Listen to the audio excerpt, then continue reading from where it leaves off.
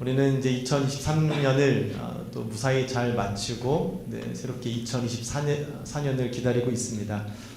하나님께서 지금까지 안전하게 지켜주셨기 때문에 우리가 오늘 이렇게 이 자리에서 하나님께 예배드리고 또 찬양할 수 있게 되었습니다. 그러나 또한 뒤를 돌아보면 우리의 삶 가운데 어려운 일이 있었죠. 우리가 하나님을 믿고 전능하신 하나님을 의지하며 살아가면서 하나님께 이 어려움을, 고통을 피할 수 있게 달라 기도는 하지만 어쩔 수 없이 우리의 삶 가운데에는 피할 수 없는 어려움, 고통이 다가오게 됩니다.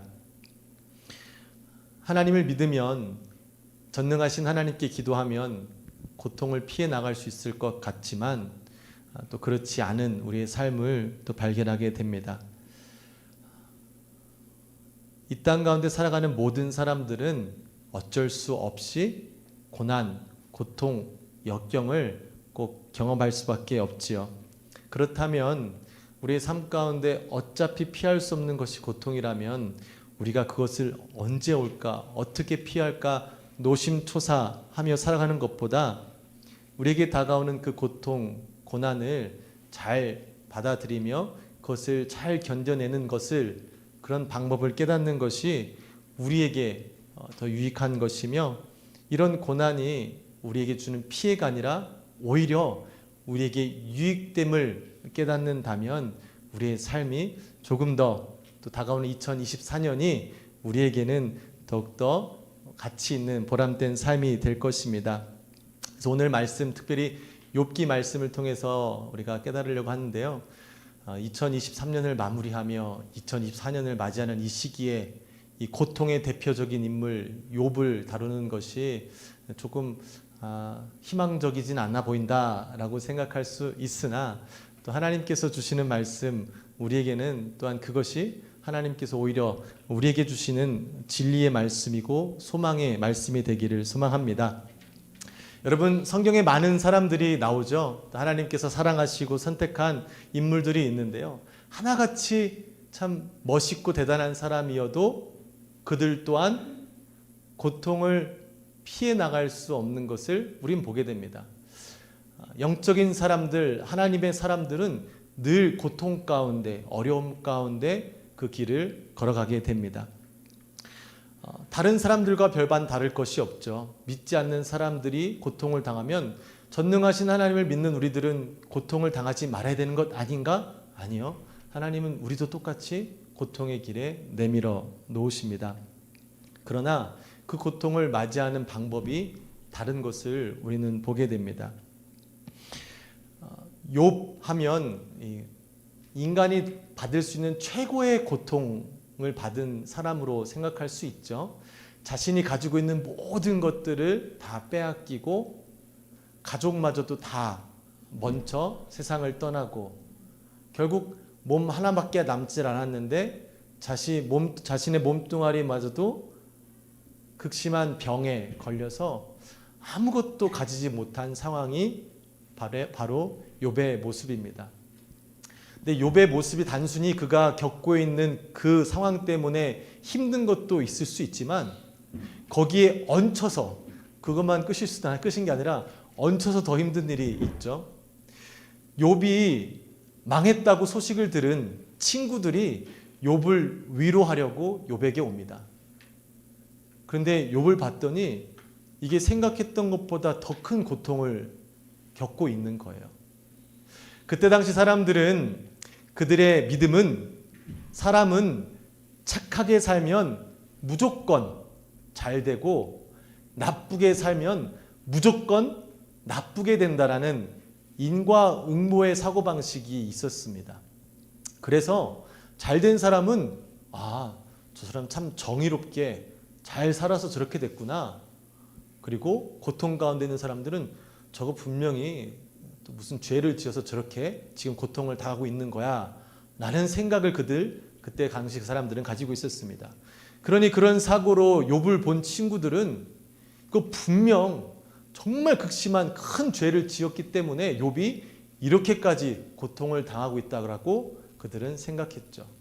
그래서 고통 가운데 어려워하고 있는 욥을 위로하러 왔으나 그들은 위로하기보다 욥에게 빨리 하나님께 회개하라, 하나님께 돌아가라, 그래서 빨리 이 어려운 저주로부터, 징벌로부터 벗어나라 하며 그를 오히려 비난하고 손가락질하는 일들을 하게 되었습니다. 만약 나라면 나는 그 상황에 빠져 있는 것조차도 참 힘들 텐데 내 주위에 있는 옆에 사람이, 내가 참 가깝게 생각하고 내가 믿었던 사람이 나를 위로하기는커녕 나를 비난하는 상황 가운데 내가 처해 있다면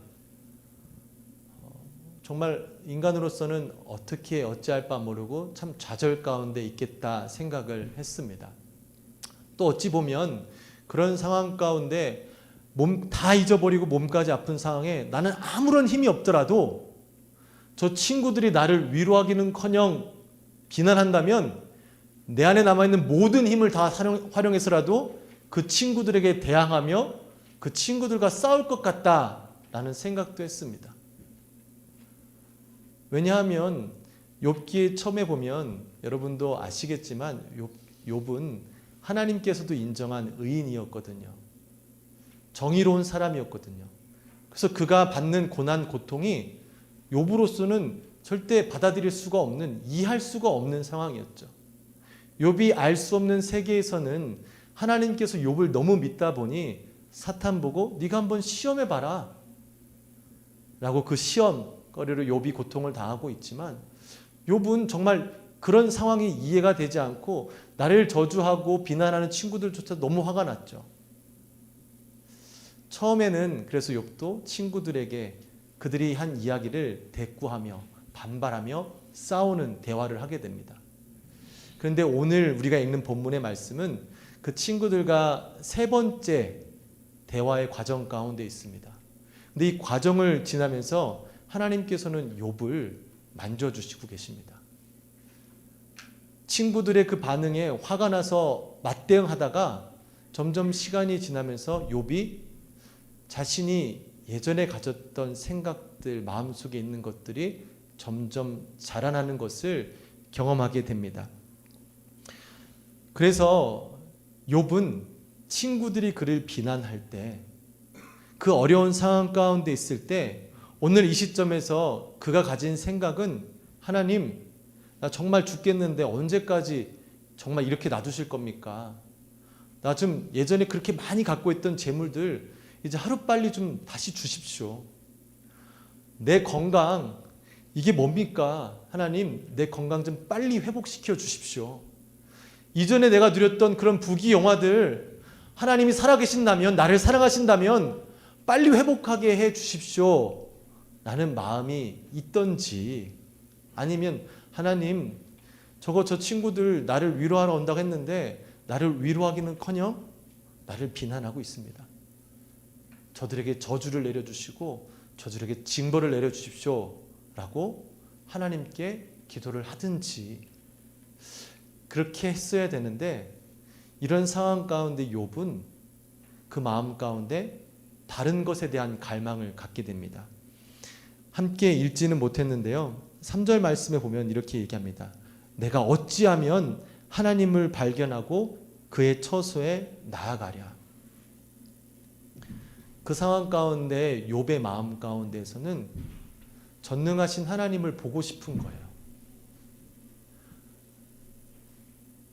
온 만물을 창조하신 그 하나님의 존재를 안 욥은 지금 내 상황 가운데 있는 문제가 해결되기 위해서 막 급급하고 간구하는 게 아니라 만왕의 왕 되신 하나님의 존재를 알고 있었으니 그 하나님이 기억나니 다른 문제가 아니라 그 하나님을 보고 싶은 거예요. 만나고 싶은 거예요. 이게 하나님께서 우리에게 이 땅 가운데 주신 고난을 통해서 우리가 얻을 수 있는 가장 큰 유익 중에 하나, 바로 우리가 마땅히 바라보고 온전히 의지해야 될 한 분을 깨닫게 해주시는 겁니다. 우리는 삶을 살아가다 보면 우리에게 삶을 편안하게 해주는 것, 나에게 유익함을 주는 것들을 찾고 의지하게 됩니다. 그게 물질이 될 수 있고 사람이 될 수 있고 환경이 될 수 있고 명예, 권력이 될 수 있죠. 맞습니다. 그런 것들이 우리의 삶 가운데 있으면 있을수록 우리는 좀 더 편안하고 안락한 삶을 살아가죠. 그런데 어느 순간 그것이 내 앞에 없어질 때가 있어요. 어느 순간 무너질 때가 있는 거예요. 더 나아가서는 그것들은 멀쩡했는데 내가 이제 그것들을 놔줄 수밖에 없는 시간이 오게 됩니다.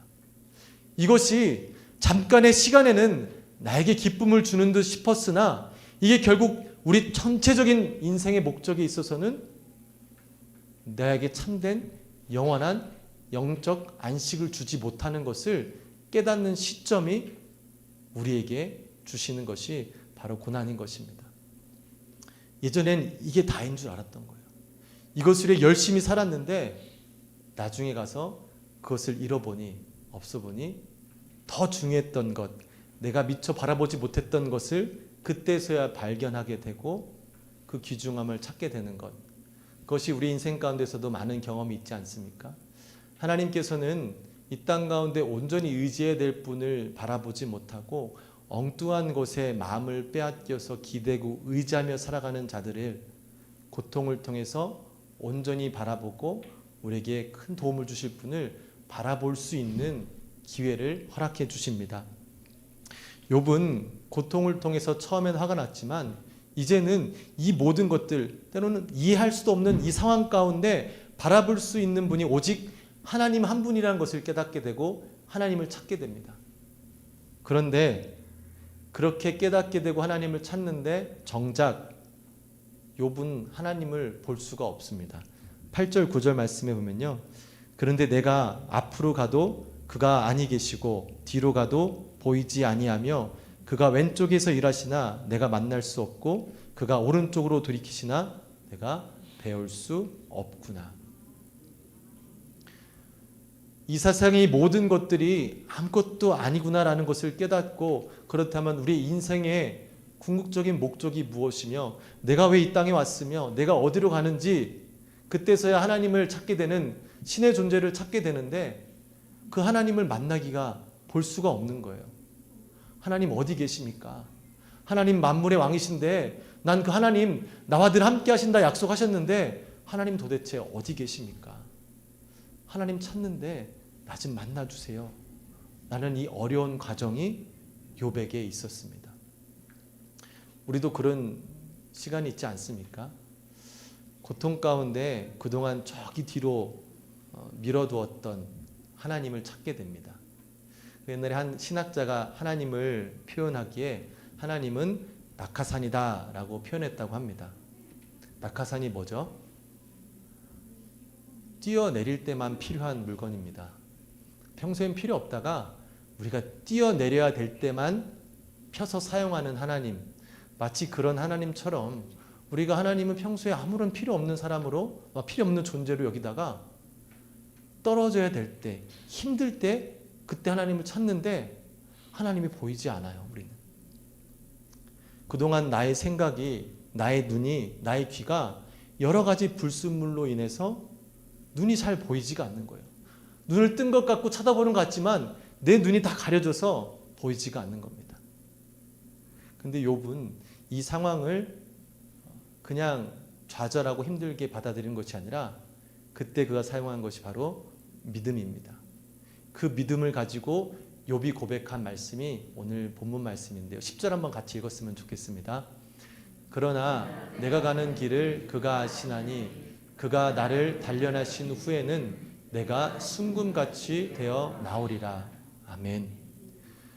그는 당장의 앞이 불분명하고 이 길을 통해 무엇이 될 거라는 잘 알 수 없는, 이해할 수 없는 상황에 있었지만 분명한 것은 하나님께서 이 길을 통해 선한 일을 이루시고 끝에는 나를 정금과 같이 순금과 같이 만드실 것이다라는 확신이 있어서 그 고백을 하며 그 고통의 순간을 그저 피하고 도망치려는 것이 아니라 순금이 되어져가는 과정으로 받아들이는 것을 우리는 말씀을 통해 깨닫게 됩니다.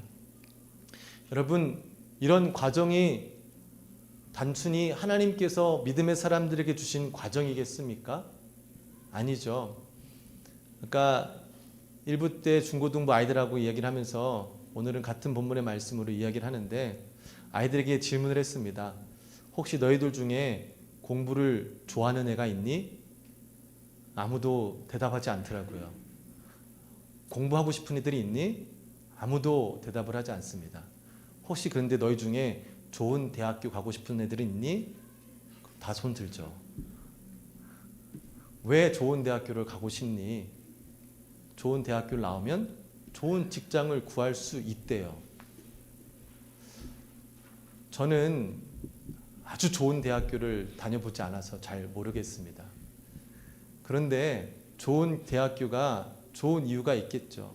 하지만 많은 학생들이 좋은 대학교에 가서 참 힘든 삶을 보내죠. 좋은 대학교를 따라가기 얼마나 힘들겠습니까? 공부해야 되고 나보다 똑똑한 애들도 많고 계속해서 좋은 성적을 유지해야 되는 이 압박감 참 얼마나 어렵겠습니까? 그럼에도 그들이 그렇게 열심히 공부하는 이유가 뭐죠?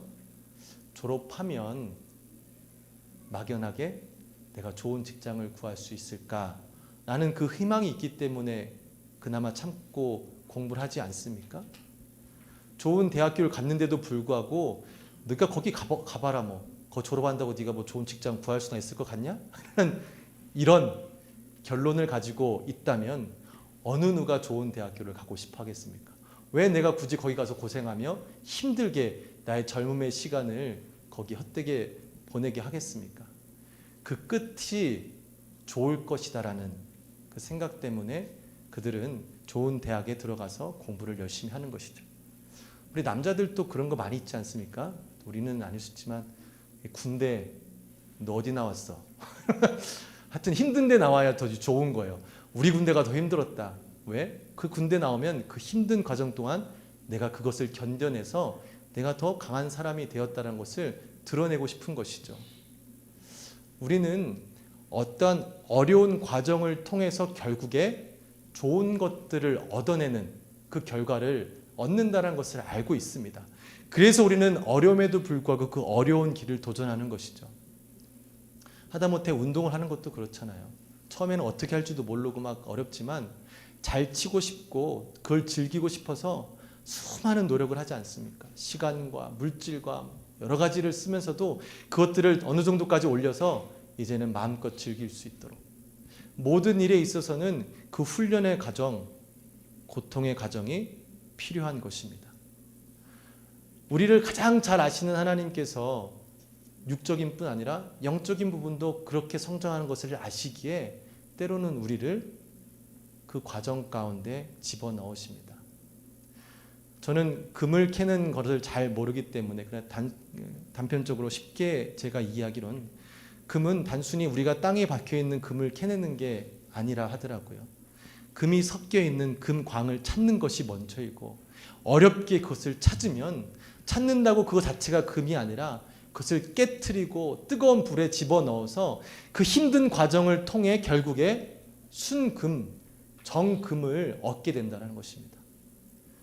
욥은 그런 과정 가운데 자신이 순금으로 되어지는 과정, 지금 이 순간 연단받고 고통받는 시간이 자신이 정금이 되어져 가는 것임을 믿고 또 그 시간을 하나님께 내어드리며 하나님을 찾고 있다는 것을 우리가 깨닫게 됩니다. 2024년 새해가 오면 이제 많은 것들을 우리가 기대할 수 있습니다.